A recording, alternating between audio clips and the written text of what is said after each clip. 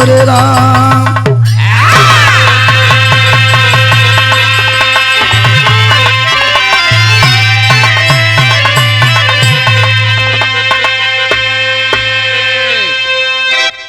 अच्छा बाबू, भोजपुरी विरहा लोक संगीत के सुने वाले श्रोता बंधु, बाबू भैया चाचा दादा, जैसन के आप जानेला, हम विरहा गायक बागी प्रवीण यादव अपनी पूरी टीम के साथ कवि जी के सहयोग से हमेशा आप लोगन के बीच में कुछ न कुछ नया लेके आवे का प्रयास कैले हैं। और तमाम श्रोता बंधुओं की फरमाइश हुई, आदेश हुआ कि भैया इसको विरहा लिखवा कर कवि जी से इस कहानी को जरूर आप गाइए। और यह विरह की रिकॉर्डिंग मन्नत रिकॉर्डिंग स्टूडियो कोलघाट आजमगढ़ के सौजन्य से विरहा अखाड़ा चैनल से जा रहा है। आशा नहीं, पूर्ण विश्वास है कि आप लोग जवन आशीर्वाद सम्मान हर गीत संगीत में हमके देला उहे यदा भेदेवा। कवि जी ने अपने हृदय के गहराइयों से विरहा का निचोड़ भाव 4 लाइन भूमिका के तहत दर्शाया है। क्या मालिक?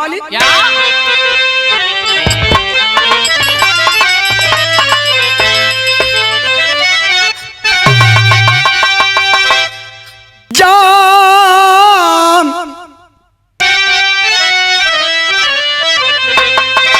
जाम पर जाम पीने से क्या फायदा,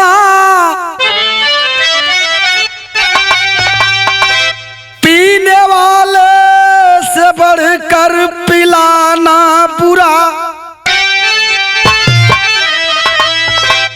पीने वाला तो नुकसान अपना करे, साकिया लाखों को जग में मारे छुरा, जाम में दोस्त की दोस्ती मिट गई, जाम से जाम जब सवारा गया,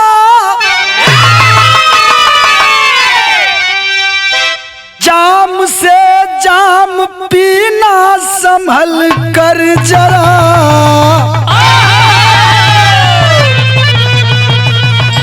जाम में बेवजह कोई न रह गया।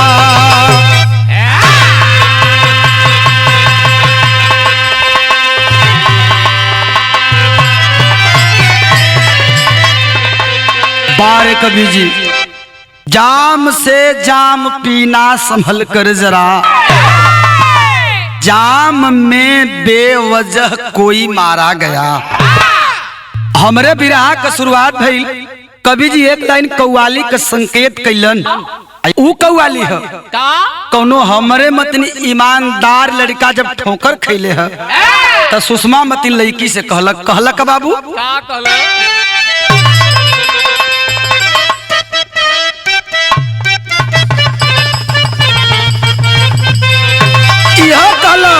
ए सुषमा, अरे लिख लिख के मेरा नाम,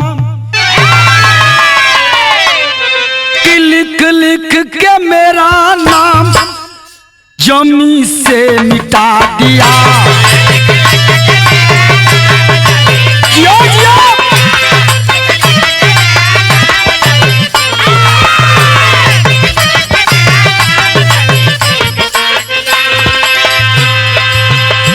लिख लिख के मेरा नाम जमी से मिटा दिया।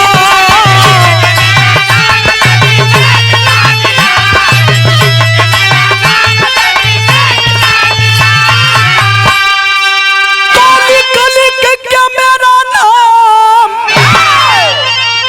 अरे जमी से मिटा दिया।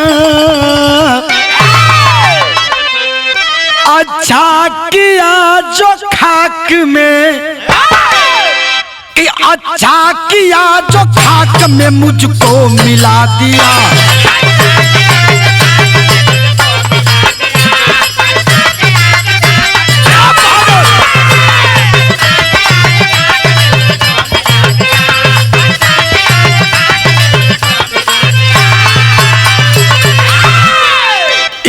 वाली का टुकड़ा रहा, लेकिन मौके की नजाकत को देखते हुए कवि जी ने बिरहा में भाव क्या लिखे हैं कि भगवान, अरे भगवान देख ले जरा एक बार आई के,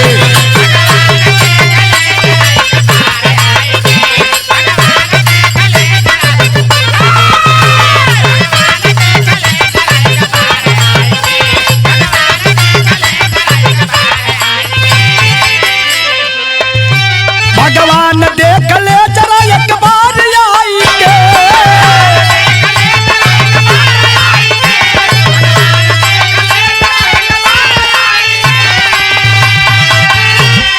तो भगवान देख ले जरा एक बार आई के कि तू छिप गया, अरे तू छिप गया किस वोट में दुनिया बनाई के, तू छिप गया किस वोट में दुनिया।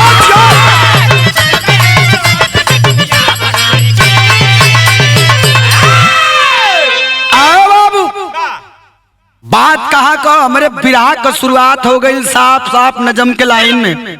हमारे उत्तर प्रदेश बिल्कुल सटा हुआ, पूर्वांचल से बिल्कुल सटा हुआ बिहार प्रांत से कहानी लिहल गई। बात कैसे ने बाबू,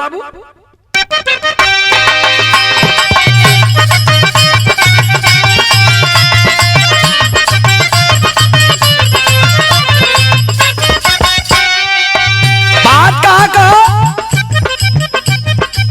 प्रांत बिहार में जनपद मुजफ्फरपुर सही, बगल में गांव एक सिकंदरपुर मशहूर सही।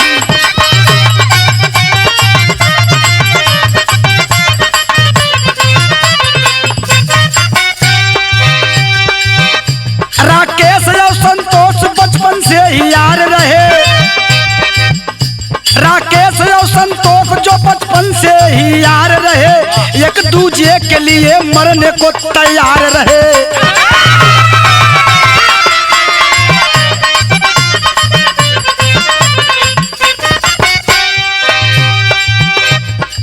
नीतीश कुमार की सरकार जब से आई है, नीतीश कुमार की सरकार जब से आई है, पाबंदी दारू पर बिहार में लगाई है।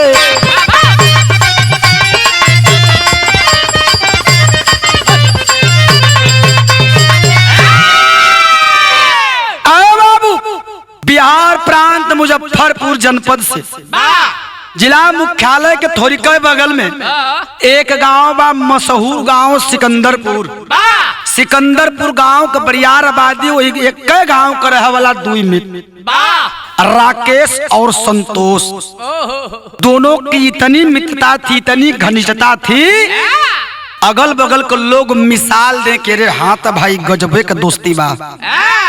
बाबू परिवार भी सकुशल हो, लेकिन दोनों का आर्थिक हिसाब किताब तनी कमजोर है। दोनों में से कमाए एक को न जानत हूँ, बढ़िया पहरे के चाहिए, बढ़िया खाए के चाहिए। आ बाबू एक दूसरे पर दोनों जान छिड़कते थे। यही बीच में बिहार में नीतीश कुमार की गवर्नमेंट बनी, नीतीश कुमार की सरकार बनी। और जब नीतीश कुमार की सरकार बन गई तो दारू और गांजा पर पाबंदी हो गई कि दारू हमारे बिहार में नहीं बिकेगा। दोनों मित्र सोचा लगल कि हम काहे न उत्तर प्रदेश दारू खरीद के ब्लैक कैल जा लिया के बिहार में। योजना बना करके दोनों साथी कैला का कवि जी के लिखक पर गीत लग गई। सुना ये हमारे कैसेट के गीत है, हमारे गावल गीत है। कोनो प्रेमी अपने प्रेमिका से कहला का बाबू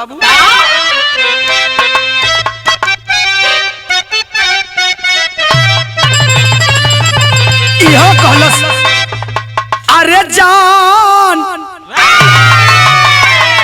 की जान, अरे जान लगलू करे जावा में बास के। तैयारी से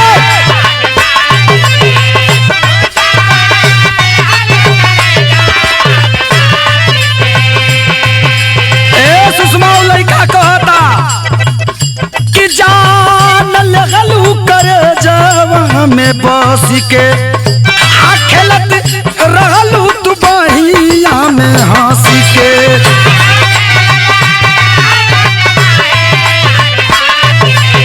क्या बात है जान लगलू करे जावा में फांसी के खेलत रहलू तू बहिया में हंसी के याद आवे नियतिया खराब हो गई याद आवे नियतिया खराब हो गई रानी तोहरी सूरतिया गुलाब हो गई ए रानी तोहरी सूरतिया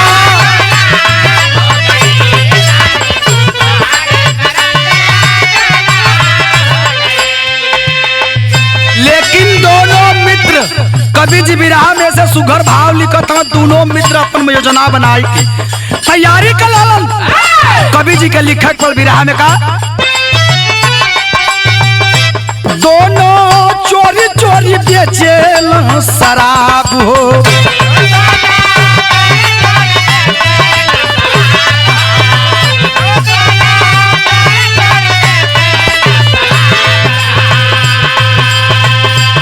साथे साथे रही के झारेलन रुआब हो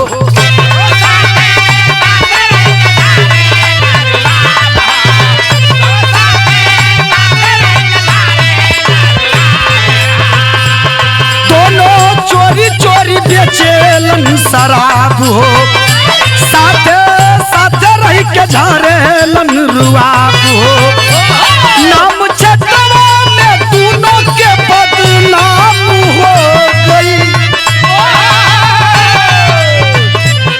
नाम छटवा में दोनों के बदनाम हो गई दारू गजुए में चर्चा सरे आम हो गई दारू गजुए में चर्चा सरे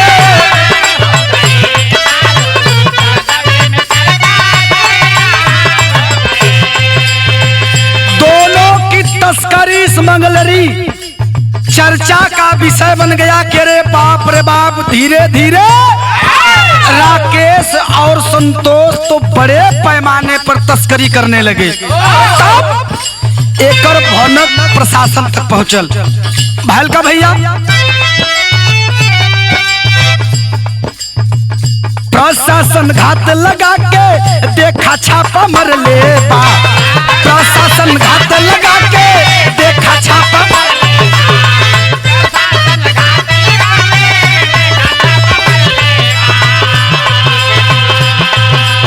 रंगे हाथन से एक दिन कारोबार पकड़ ले बा रंगे हाथन से एक दिन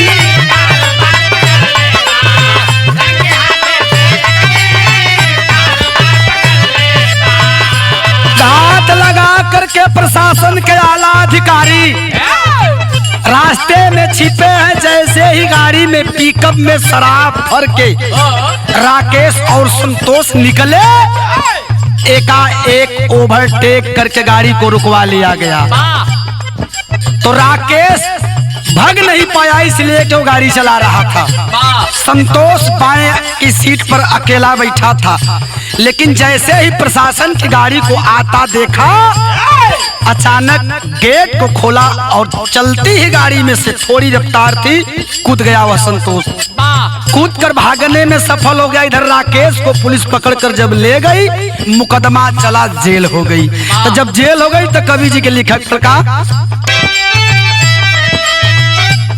वही जलिया में देखा सुबह शाम हो गई वही जलिया में देखा सुबह शाम हो गई दारू गजबे में चर्चा सरेआम हो गई दारू गजबे में चर्चा सरे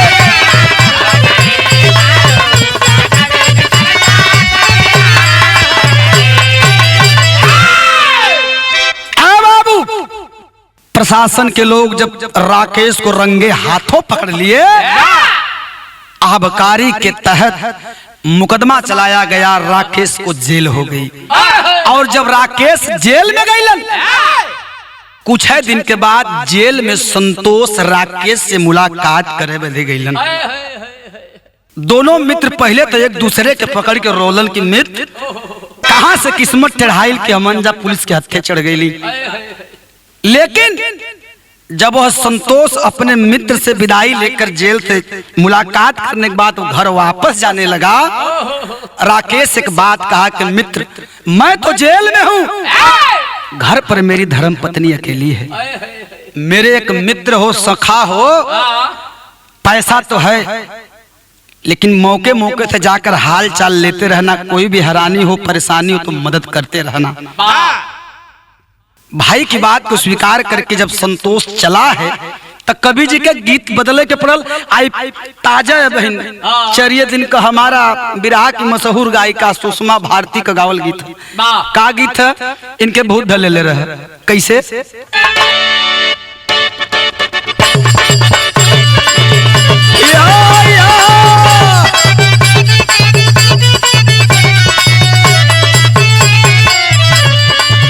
लड़किया जाय के बैद से कहती है, जाने आलम भाई कहलस का चढ़ली जवानी हमर भइल बिया बोझा,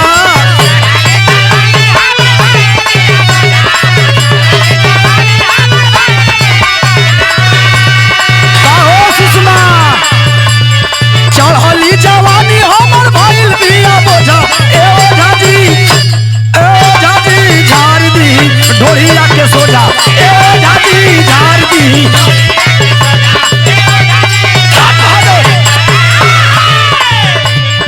ई तो गीत का लाइन रहा, लेकिन कवि जी बिरहा में भाव लिखत मन का लिखला भैया,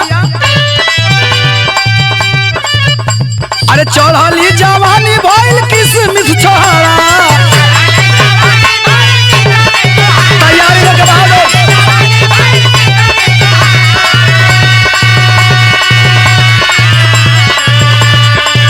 संतोष जब राकेश के घर बार बार आने जाने लगा तो धीरे धीरे कदम डगमगाए लगल। एक दिन राकेशवा की मेहरारू से संतोषवा कहता, ए भौजी कहलस का चढ़ली जवानी भइल किसमिस छोहरा,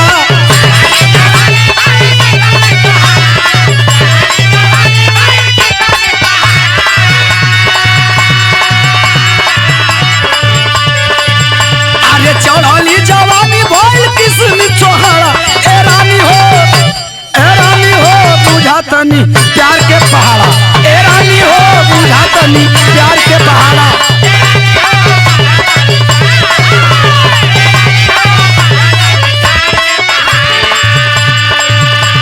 ए बाबू संतोष अपना आत्मविश्वास खो बैठा उस राकेश की पत्नी राधा के प्रति। कलश कि तू हमके बहुत निक लगेलू, हमार तहरा पे दिल आ गईल है।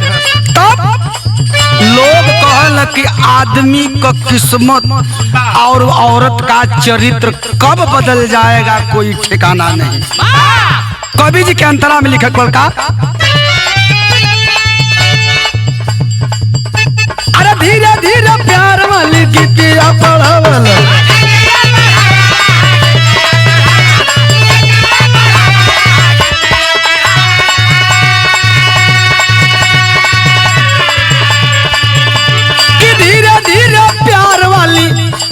गीतिया पढ़वलस, जलिया में अपने उ राधा के फंसवलस।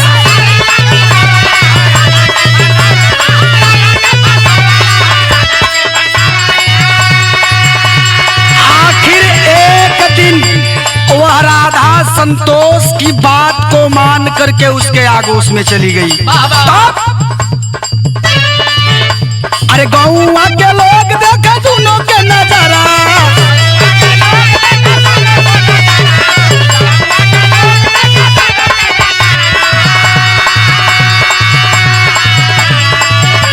कि गौवा के लोग देखे दोनों के नजारा, ए रानी हो बुझा तनी प्यार के पहाड़ा।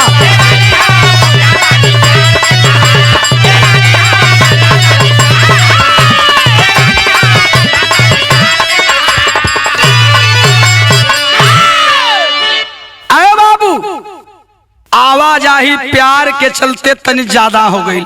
अगल बगल के लोग देख लगल तो उनके दिक्कत होकर लगल के रे बाप दोनों में कितना बढ़िया संबंध था, एक भाई से खासम खास दोनों का व्यवहार रहा। लेकिन आज इस संतोषवा ठीक नहीं खी करत राकेश के मेहरारू के साथ है। समय बाबू गुजरा लगल धीरे धीरे, लेकिन कवि जी के भाव में बदल के लिखक पर तरज बदल का भैया।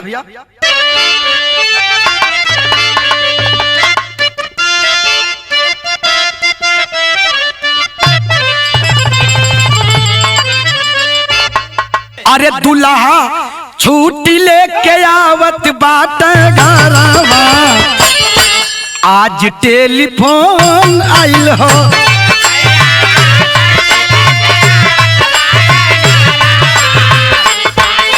जियो जियो मालिक जियो।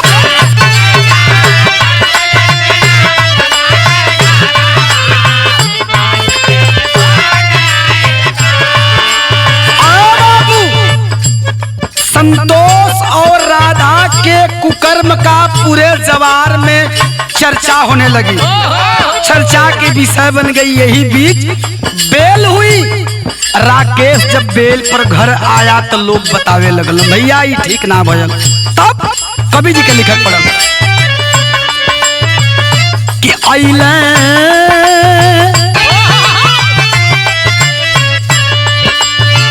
अरे अइले जेल से जब राकेश भवनवा हो, अइले जेल से जब राकेश भवनवा, मनवा उदास हो गई।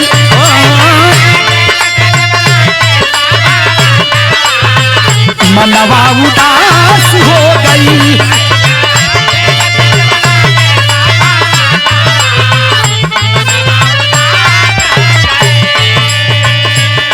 इधर उधर के लोगों से उलाहना सुन करके, शिकायत को सुन करके राकेश को दिली कष्ट हुआ कि रे बाप, जिस मित्र को मैं अपने सगे भाई से ज्यादा समझा और जिसको मैं अपनी धर्म पत्नी, अपनी अर्धांगिनी समझा, दोनों ने मेरे पीठ पीछे खंजर चला दिया। लेकिन यह मेरे परिवार की बात है तो इसको मैनेज करना मेरा काम है। एक दिन अपने घर में संतोष के बुलाए के और दुल्हन राधा के बुलाए के सामने बगल में बैठाए के समझावत हो। कैसे?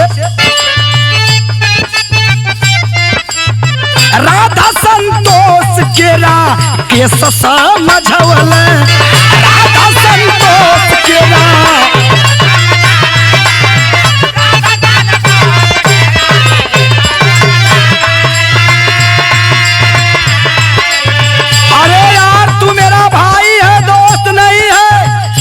अभी कुछ नहीं बिगड़ा, अब से भी अपनी आदत तुम और तुम दोनों सुधार लो।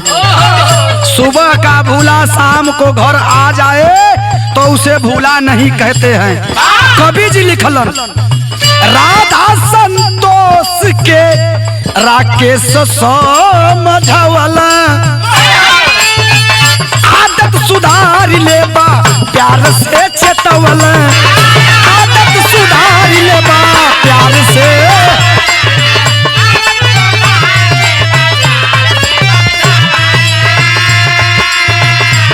ए भाई संतोष, तहरा और हमारी धर्म पत्नी राधा के कुकर्म से मैं क्या बताऊं। कवि जी लिखत हम कैसे कि हमरो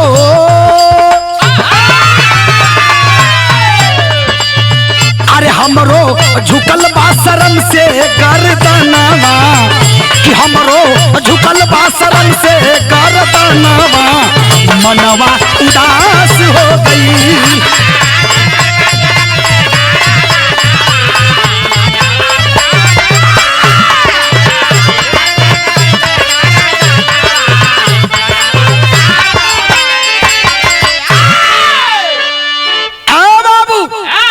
बुला करके कोठरी में बैठा करके राधा और अपने दोस्त संतोष को समझा रहा है कि अभी कुछ नहीं बिगड़ा है, मैं बाहर आ गया हूँ, किसी बात की दिक्कत नहीं, अब से कम अपनी अपनी आदत सुधार लो और हमारा तुम्हारा वही संबंध रहेगा। संतोष, दोस्ती में कभी मैं गद्दारी नहीं कर सकता। आओ बाबू, लेकिन कुकुरे की पोंछ में कितनो घी चाहे तेल लगेबा कभी जी बरोबर टेढ़ा रही, कबो सोच ना हो सकेले। दोनों सोचने लगे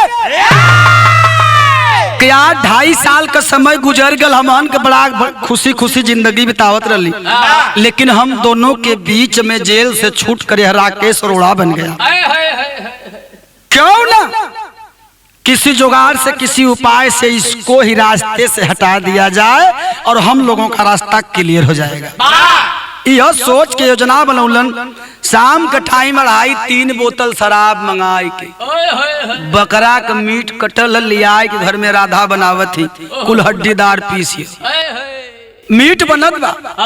संतोष और राकेश दोनों मित्र एक जगह बैठ करके टेबल पे गिलास रख के बराबर पैक पे पैक चले लगल। धीरे धीरे धीरे धीरे जब दारू चरम सीमा को पार कर गया, सोच गया वह संतोष, बुलाया राधा को, कहा कि अब हम लोगों को मौके का फायदा उठा लेना चाहिए। ए बाबू दोनों हाथ पीछे गौ की पकड़ के सोफा पर जब बांध के राकेश के पटक दलन, आउ गणास ले के जब राधा चलल है किचन में से, रोने लगा राकेश। अरे तारे भैया संतोष, तेरे ऊपर मैंने अपने भाई अपने परिवार से ज्यादा भरोसा किया, यह क्या कर रहा है तू? लेकिन राकेश रोवत के तरह मास्टर गीत बदल गई।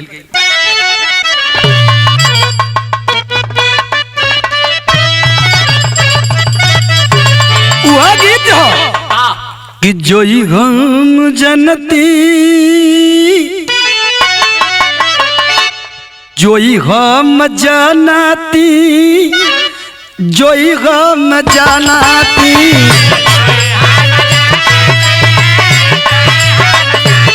बहादुर हो।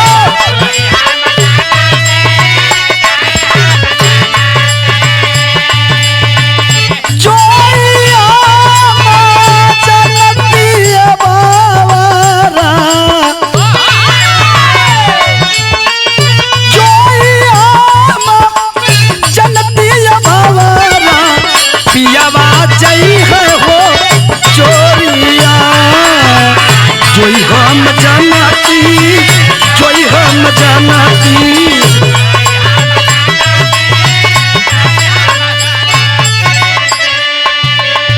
गीत कलाइन रोल, लेकिन ऐसे सुघर भाव कवि जी विराह में लिखत हो राकेश रो रहा है। क्या रे भैया संतोष, यह कौन सा मैं दिन देख रहा हूँ दोस्ती की, तुम कौन सी मिसाल दे रहे हो बाबू? राकेश रोवत हो के तरह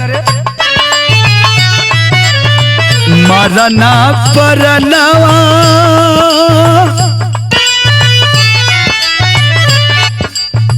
मरना परनवा, मरना परनवा। बहादुर हो।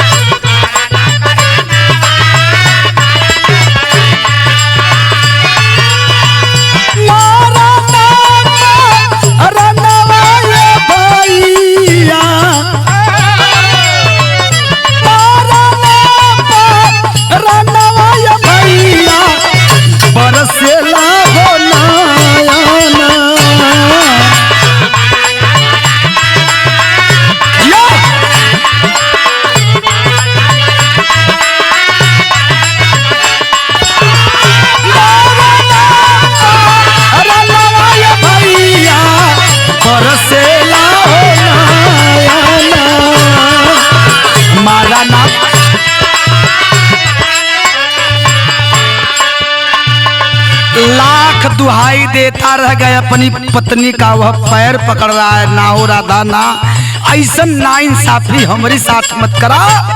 मड़वा में जौनी घड़ी सिंदूर पहना के तोहरे मांग के सजौली, सातों वचन का वादा पूरा कर खातिर कसम खियावल गई, का वो दिन के तू भुला गईलू? तो सोचत है राधा और संतोष की देर हो रही है, कैलस का लेकिन ना दरा दिया के बुझे अत्याचारिया, गरसा से कटलस राकेश के मौरिया, गरसा से कटलस राकेश के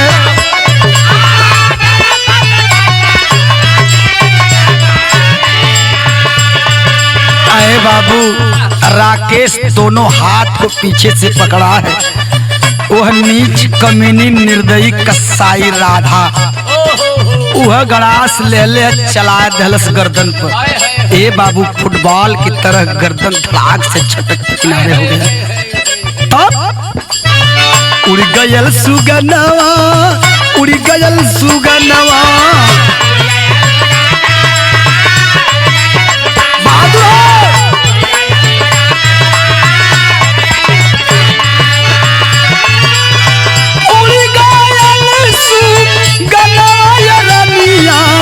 बरसे ले होना जरिया।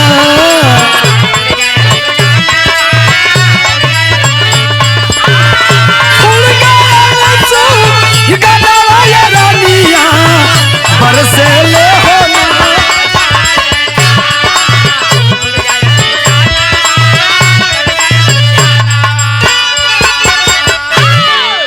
ए बाबू खून की धार से वह कोठरी भर गई बाबू। तड़पता तड़पता एकाएक आखिरी सांस जब राकेश लिया हो भैया, तो औरत जाति पर इतना बड़ा अभिशाप लगा। कवि जी ने टेरी में भाव लिखा, क्या भैया?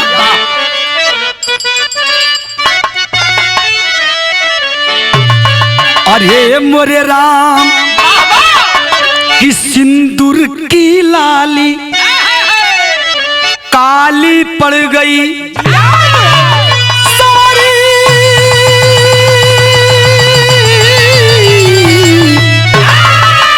कि सिंदूर की लाली काली पड़ गई, टुकड़ा लगी बनाने लेके हाथ भुजाली।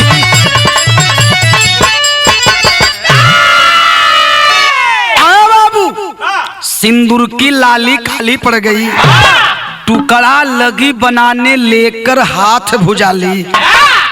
सोच गए दोनों, हमने तो इसकी गर्दन काट दिया, ये मर गया, लेकिन इसकी लाश को कैसे छिपाया जाए।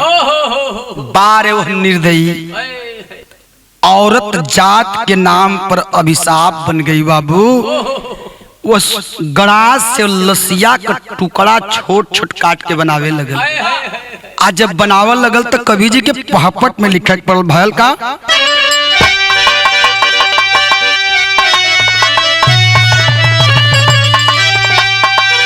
कि काट काट, अरे काट काट एक ड्रम में दिया छिपाई भाई रतिया में। सोचे दोनों भेद न खुलने पाई भाई रतिया में। यो मालिक यो।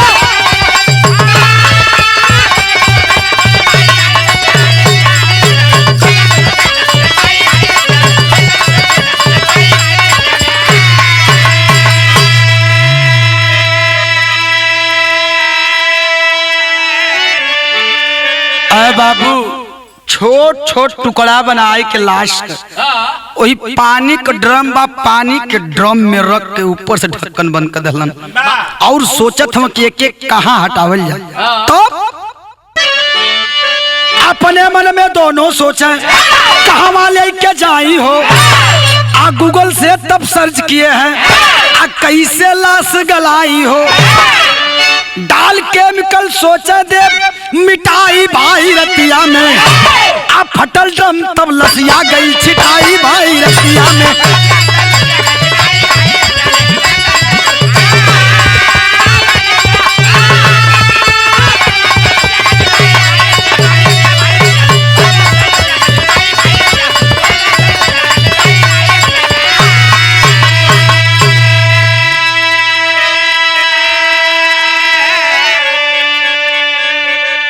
अरे बाबू वो संतोष गूगल पे सर्च करके ढूंढ रहा है कि आखिर कौन सा ऐसा केमिकल है जो इस ड्रम में डाल दिया जाए पानी में मिला करके कि लाश गल जाए। सर्च तो किया, केमिकल जाके मार्केट से खरीद कर लाया और ड्रम में पानी भर के केमिकल को डाल दिया। 3 दिन बीता था बाबू। तीसरे दिन भयल का एकाएक दोपहर के टाइम विस्फोट हो गया, वह ड्रम फट गया। और जब ड्रम फट गया तब कवि जी के आल्हा में लिखे पल भैल का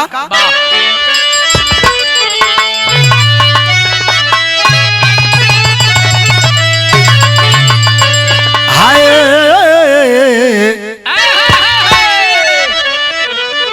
कि भयल विस्फोट लागल कि भइल विस्फोट लागल घरवा में अगिया बाबू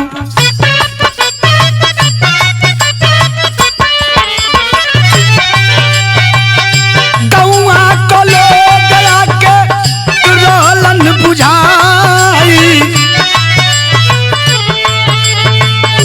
लसिया का टुकड़ा देख लोग घबरैले भैया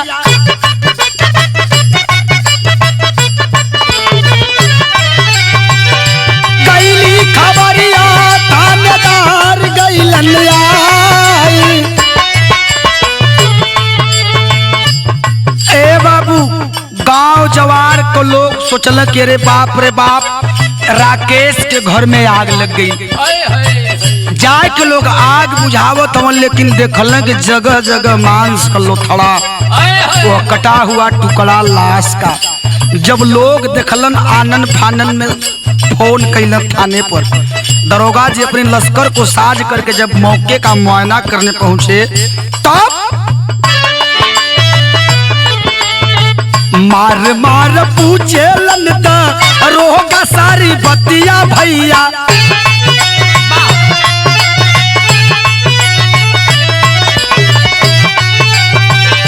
दिहलस पपिनिया सारा भेदवा हो बता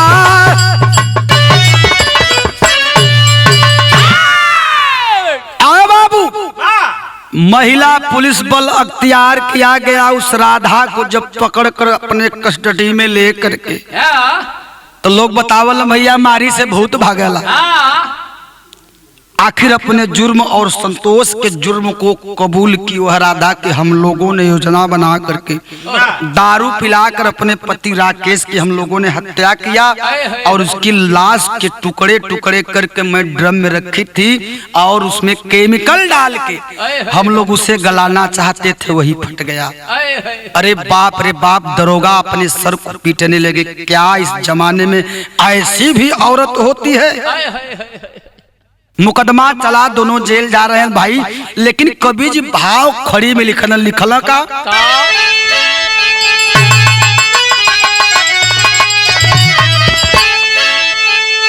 कवि जी सवाल कर रहे हैं उस दोस्त से क्या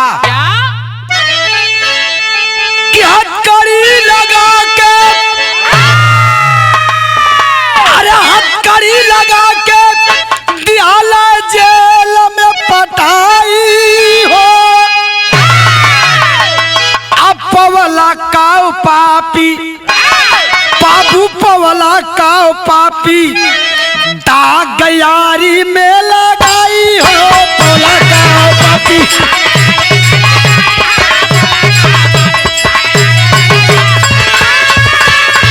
अरे जियो भैया जियो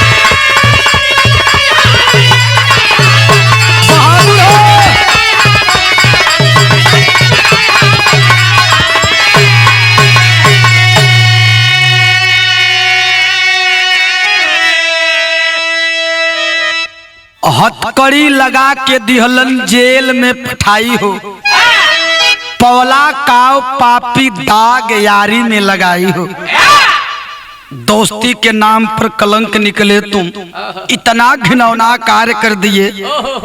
तब गीत के माध्यम से प्रशासन से मेरा एक निवेदन है। कौन सा भैया? आखिरी औरजबा प्रशासन से हमार हो अब फांसी पर झूला तो जो है ऐसे गद्दार हो।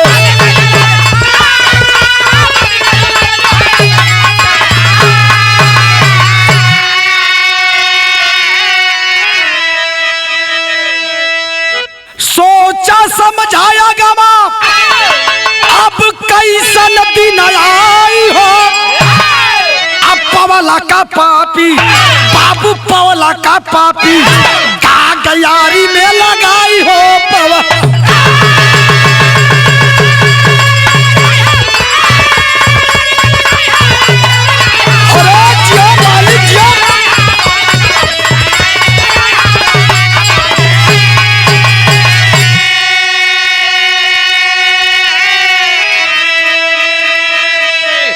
जब तक वह संतोष और राधा इस दुनिया में रहेंगे बाबू, उनके कुकर्म पर जमाना थूकेगा। बिरहा का आखिरी लाइन कवि जी लिखल का कि गुरु बिहारी गुरु गणेश हो गया जमाना अंधा, रामदास अवधूत दादा अब हत्या बन गया धंधा। सिंदूर की लाली काली पड़ गई, तब प्रवीण सूबेदार रो पड़ी बिरह में डाली। सिंदूर की लाली काली पड़ गई।